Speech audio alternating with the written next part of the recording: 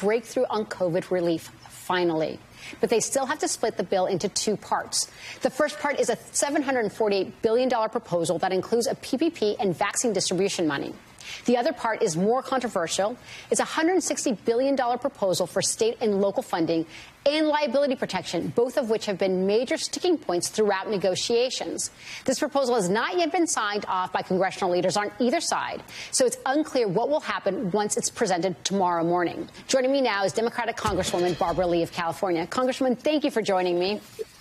My pleasure. Nice to be with you today. It's wonderful to see you, and I know that you have been very much on the side of trying to get as much protections to the American people. We know that there's a lot of public programs right now that are about to sunset if this relief package does not come, including, for example, student debt relief, perhaps actually including individuals getting evicted because they cannot pay their rent. Speak to us where this stands right now and what your concerns may be. Sure, and let me just say, we must act now.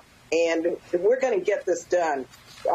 First of all, we have got to make sure that people have the $600 a week in their unemployment compensation. Secondly, we have to make sure that there's a $1,200 minimum cash assistance. I prefer and would want to see $1,200 a month. People need help. People are living on the edge. Right now, it's my understanding that the framework for the negotiations are moving forward. $60 billion for state and local governments. Why that's important is because our essential workers work for state and local governments. They're delivering the services. They deserve to be protected, and their jobs need to be secured. So it's moving forward. It's not what we would want, but we have a new administration coming on. This is a down payment, but we have got to get this virus under control, and we've got to get the economic impact under control so that people can go on and live their lives with the vaccine now on the horizon.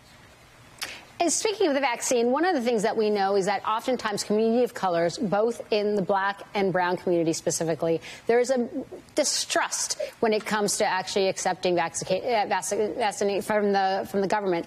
And you recently introduced a bill with Senator Elizabeth Warren and called it the Anti-Racism and Public Health Act. Can you speak a little bit about this bill and what it would do for communities of color?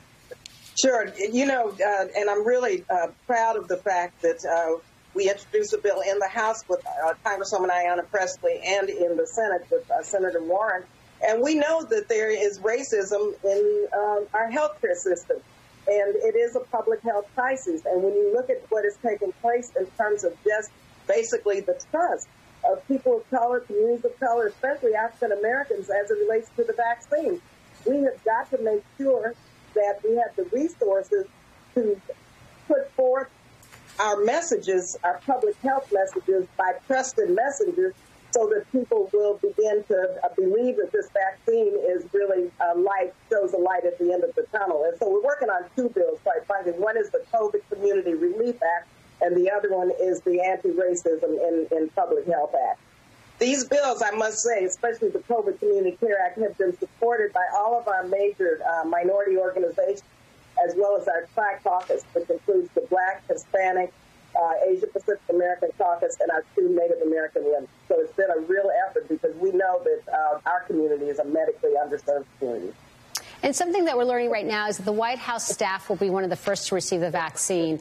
What do you say about having them as a priority when you have so many frontline workers and essential workers that may not be able to receive it? I say that is outrageous.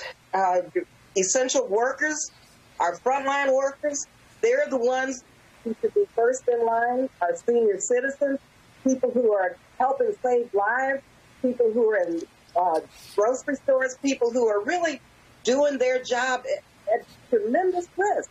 And when I heard this evening, I was quite frankly shocked that this is a continuation of this White House and this president of having just the disregard for people out there who are working, saving lives. And it's the strategy that they've always used in terms of the privilege, in terms of them being on the inside, and in terms of them getting the benefits of what the ordinary people and essential workers should benefit from. And so I think that they need to go back to the drawing board on this and put first things first, first people first, those essential workers, people who are out there saving lives. And I want to ask you for one of your colleagues today. He was on with Fox News, Chris Wallace. Take a listen.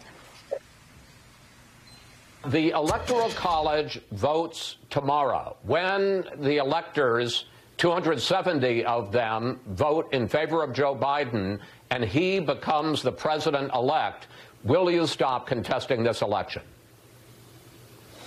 Well, Chris, look, there's been a lot of contesting of the election in multiple states. The president's done it. Other groups have done it, too. And that's because of the concerns people had. When you look at massive vote swings days and weeks after the election, millions of people feel very frustrated with this process. Congresswoman, you have 126 Republicans trying to contest this election. What do you say to them right now? I say, are they contesting their own elections also? This is outrageous. We have free and fair elections in this country. They have challenged this at every step of the way. They've taken it to court, all the way to the Supreme Court. Shame on them. Donald Trump is out. He's acting like a dictator. We go abroad trying to ensure governments that democracy works, right?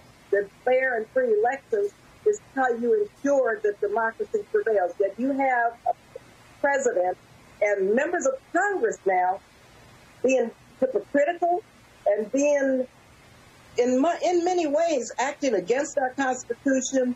And it's very disheartening and it's very dangerous because so many people, unfortunately, are believing them. And this is something that I think we're at a defining moment in our democracy, and enough is enough. And I'm appalled that members of Congress would join these efforts because they know they're bogus and they know that they are wrong and they're un-American. And Congresswoman, sadly, a lot of the places that they're trying to contest these votes happen to be in communities of color, in jurisdictions of communities of color. And what surprised me most was that Minority Leader Kevin McCarthy was among those individuals that signed. He is a fellow Californian. How is that settling with the folks in California that he is one of those folks leading this case? It's not settling well at all because, first of all, black and brown people are part of this democracy also. We have a Voting Rights Act, and we're trying to strengthen the Voting Rights Act. But voter suppression has been taking place for decades. And now we have another form of trying to take away the vote of black and brown people. This is another effort. This is beyond voter suppression. This is saying that your vote doesn't count. You're not part of this democracy, and to heck with you. And so once again, the division is very clear how this administration, including Kevin McCarthy, is trying to just divide people rather than help unify people. He knows this is wrong. And the members who signed on to that brief note, they know that's wrong. And I'm really ashamed of them, especially those who are in California. Well, Congresswoman Barbara Lee, thank you for always speaking truth. Our vote is our democracy. Thank you for joining me. Thank you. Glad to be with you. Still to come, more breaking news. A potential hack at the Treasury and Commerce Departments will bring